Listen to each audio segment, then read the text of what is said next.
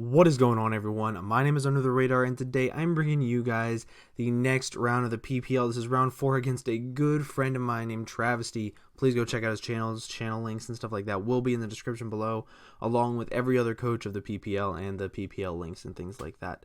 Real quick before we get into the battle, I want to thank you, Erik, for recording my battle for me. I would produce so much worse. My quality would suck without you, is what I'm trying to say. So, with that being said, I'm going to go ahead and look over the teams. He brought basically everything I was expecting except for the Darmanitan. I personally expected the Darmanitan, but nobody else did just because I had ways to stop it. That's what they said. It KOs my entire team if he's banded. So I need to watch out for that. I also need to figure out if he's scarfed. Same thing for the Nidoqueen. And I also need to get really early damage on his Lantern. Another thing I have to do is I have to scout out what kind of set his stupid goat thing is, his Cobalion.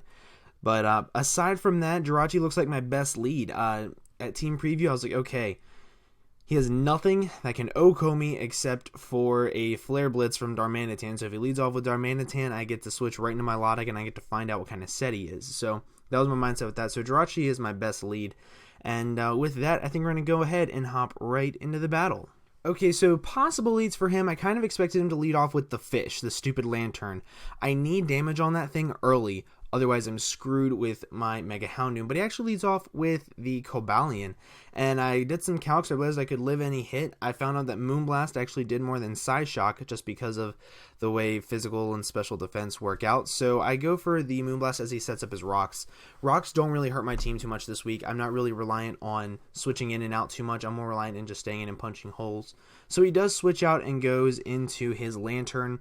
As I go for the Psyshock this turn, I didn't expect it. I just went for Psyshock to gauge damage to see if the calcs are right, see what kind of set he was.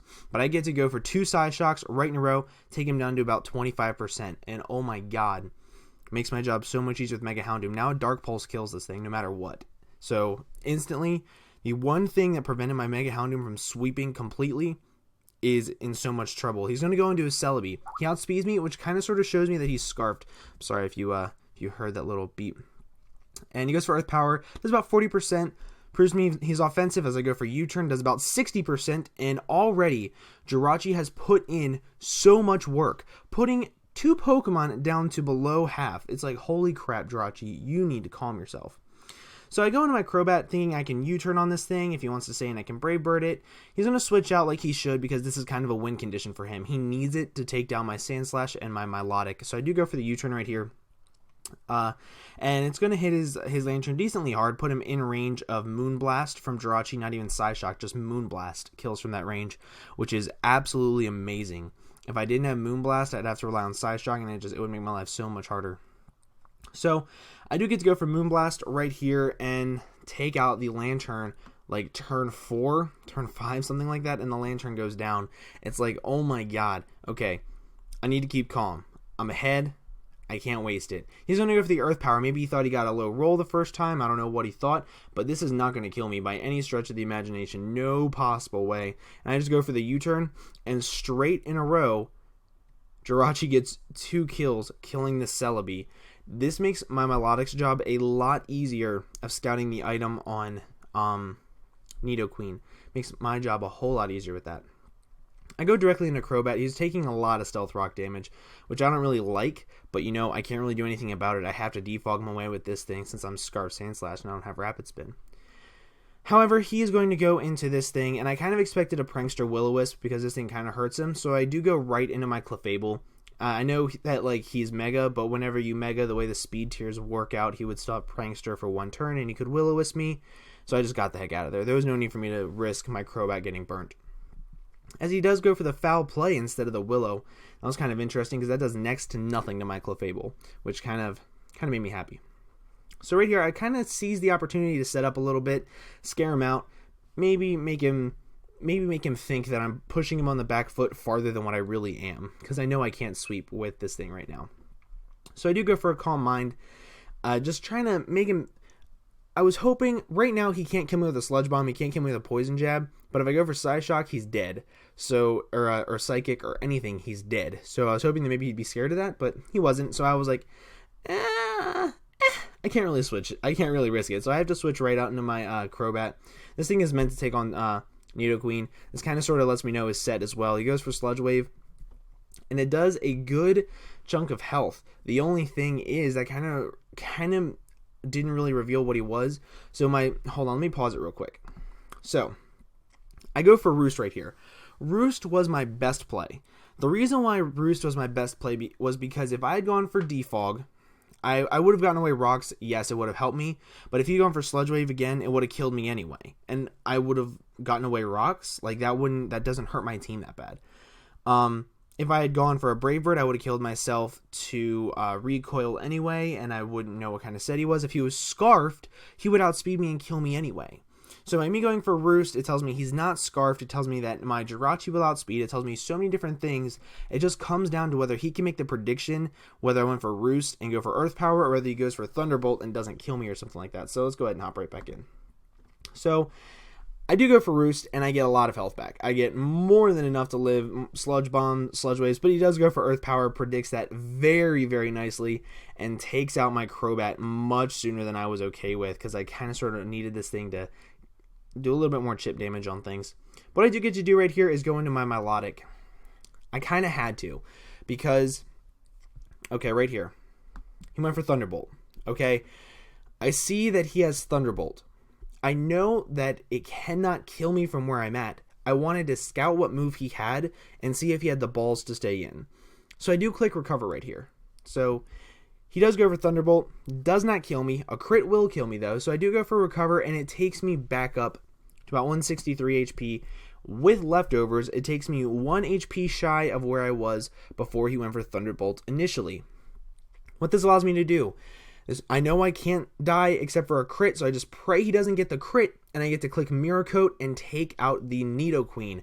So that was massive, getting that Mirror Coat off. I was so hoping I would get the Mirror Coat kill, and I did.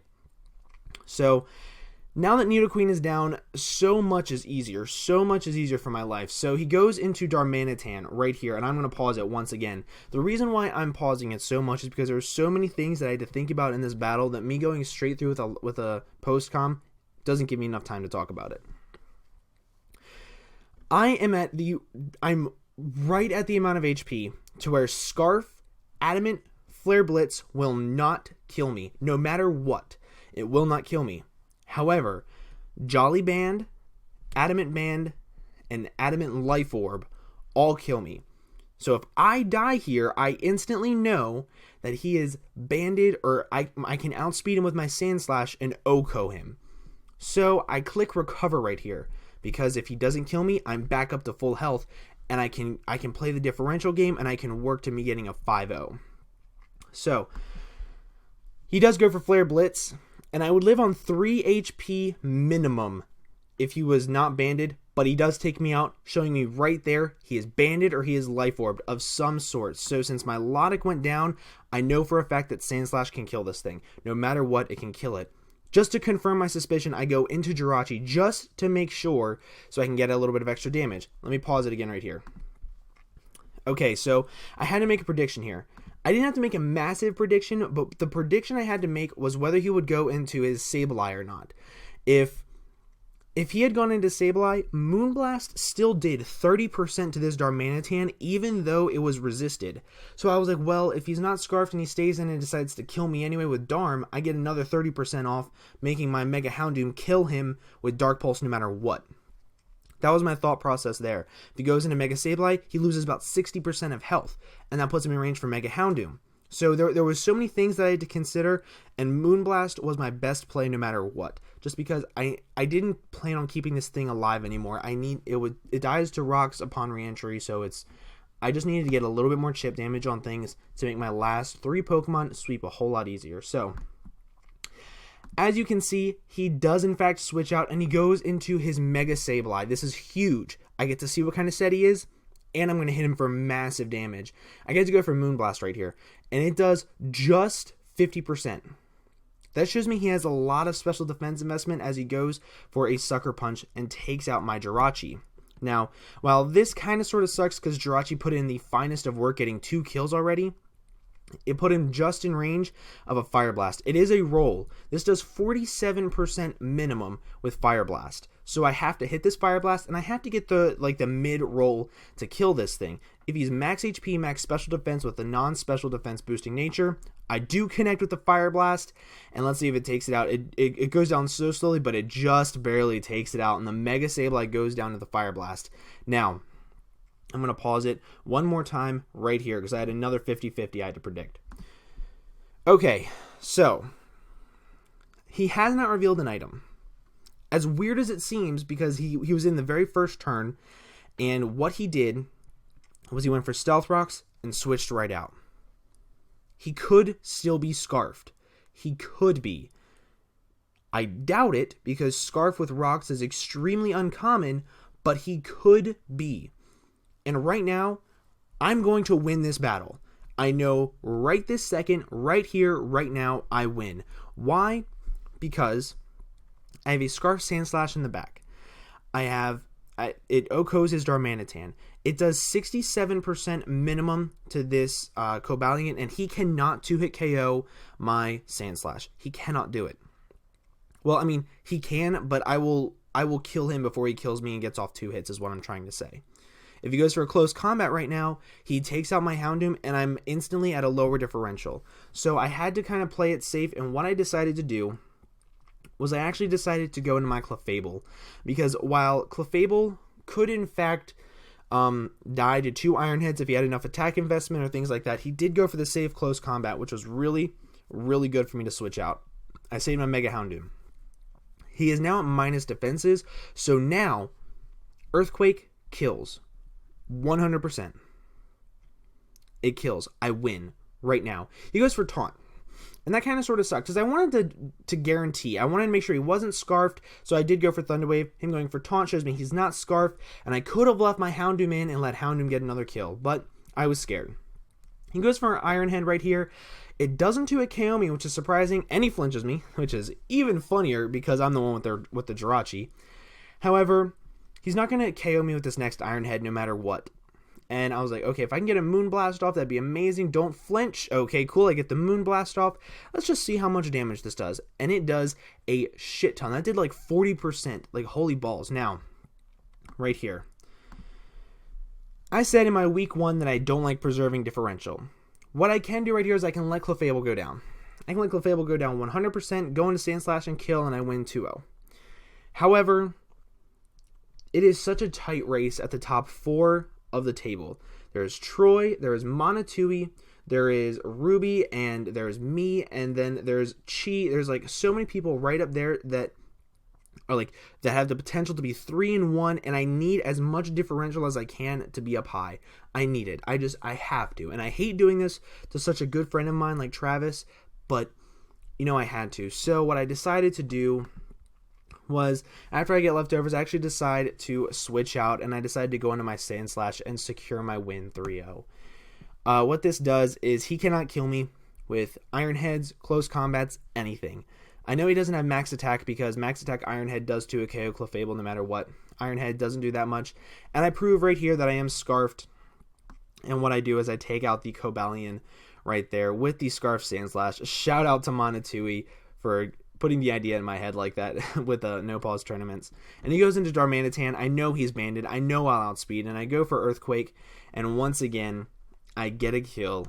One shot with the Scarf Sandslash.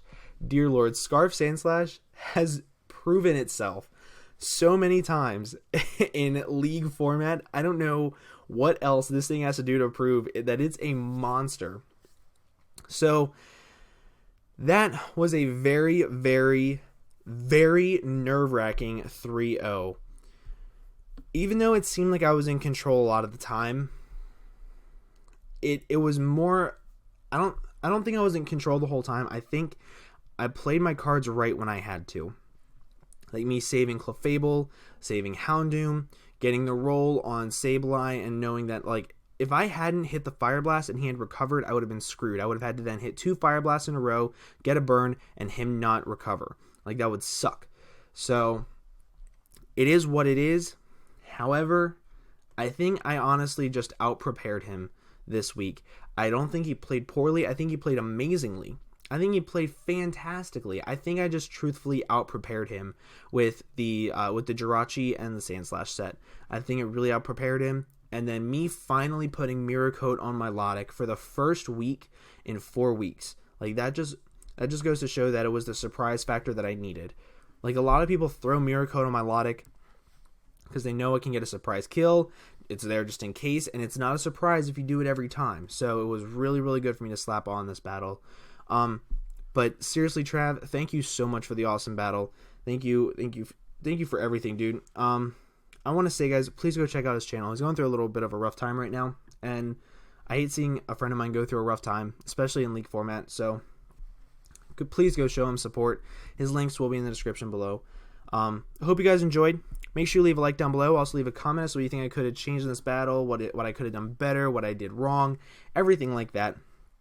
I hope you guys have an absolutely fantastic day, and with all that being said, I'm going to go ahead and get up out of here, and I will see you guys in the next video. Bye!